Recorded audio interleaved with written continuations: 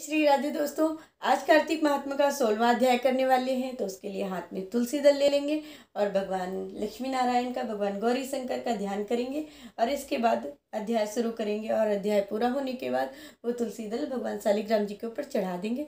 तो चलिए अध्याय शुरू कर लेते हैं। बोलो लक्ष्मी नारायण भगवान की जय, बोलो गौरी शंकर भगवान की जय।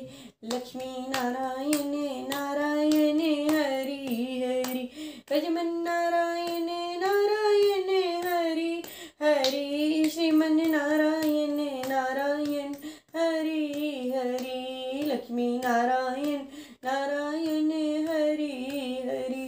बोलो लक्ष्मी नारायण भगवान की जय, बोलो गौरी शंकर भगवान की जय, तुलसी माता की जय। ये तुलसी दल ले लिया है, चलिए अध्याय शुरू कर लेते हैं। राजा पृथु ने कहा, नारद जी, यह तो आपने महाप्रभु शंकर जी की अद्भुत कथा सुनाई है। कृपा करके अब यह बतलाइए कि उस समय राहु उस पुरुष से छूटकर वहां से कहाँ गया। जब राजा पृथु ने देवऋषि नारद से ऐसा प्रश्न पूछा तो देवऋषि ने कहा, उससे छूटने पर वह बर्बर नामक नाम से विख्यात हो गया और मानो नया जन्म पाकर वह अपने आप को धन्य मानने लगा, तथा वह धीरे धीरे जलंधर के पास गया। वहां जाकर उसने शंकर जी की चेष्टा कही। उसे सुनकर दैत्यराज को बड़ा क्रोध आया और उसने सब दैत्यों को सेना से जाने की आज्ञा दी। कालनेमी और शुंभ निशुंभ आदि सभी महाबली तैयार होने लग गए।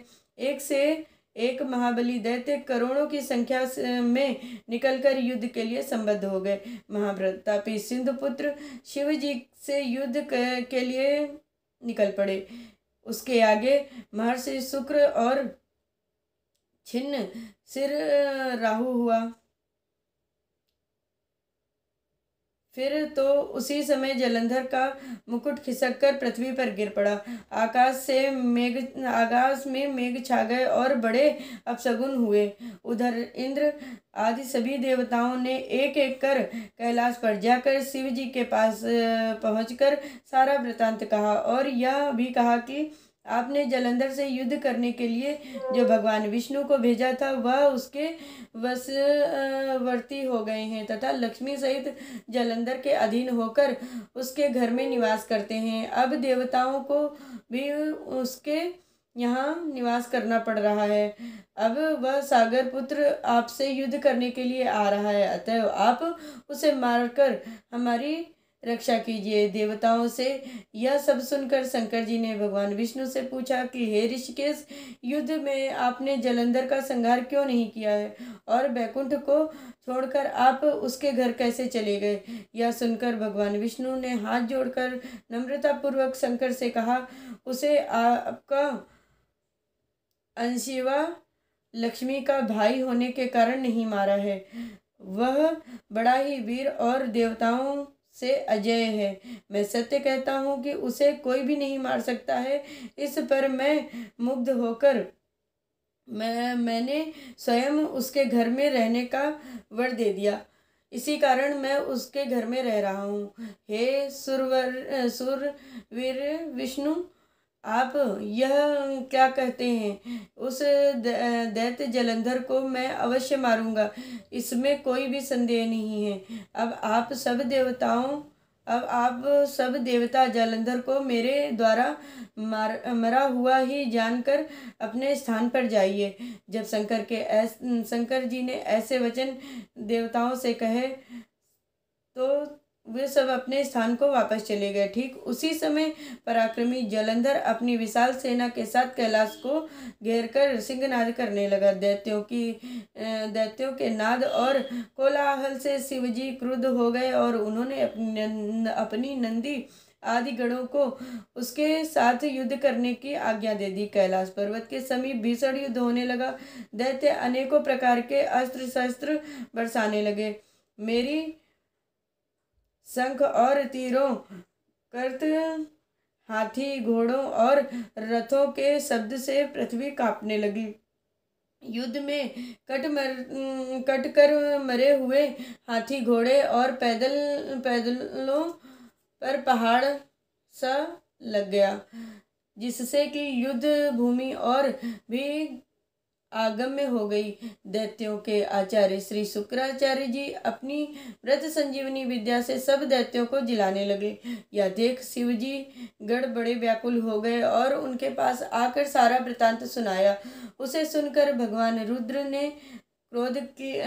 रुद्र के क्रोध की कोई सीमा नहीं रही। वह अपने भयंकर रूप में से दिशाओं में प्रज्वलित करने लगे। फिर से उस समय उनके मुख से एक बड़ी भयंकर कन्या उत्पन्न हुई, जिसकी दोनों जंघाएं ताल वृक्ष के समान थीं। वह युद्ध भूमि में जाकर सब असुरों का चर्वण करने लगी। तब युद्ध भूमि में इस प्रकार विचरते हुए वह शुक्र जी के पास समीप पहुंची और उन्हें शीघ्र ही अपने उदर में विलुप्त कर लिया।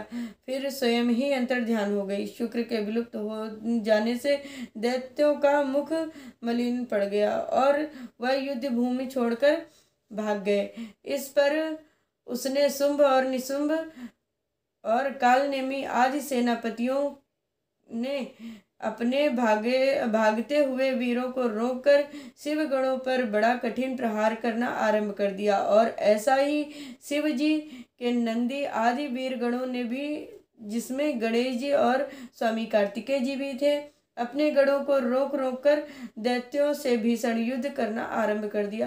बोलो भगवान शिव शंकर की जय, बोलो गौरी माता की जय, बोलो लक्ष्मी नारायण भगवान की जय।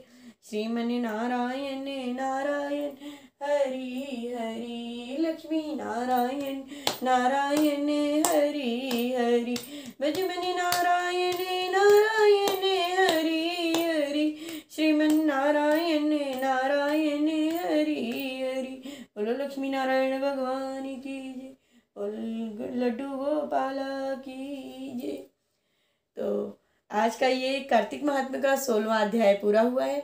अगर आपको ये वीडियो अच्छी लगे तो लाइक शेयर कमेंट जरूर करिए और वीडियो को आगे शेयर करिए। और चैनल पर अगर नए हैं तो प्लीज़ चैनल को सब्सक्राइब करिए। जय श्री राधे।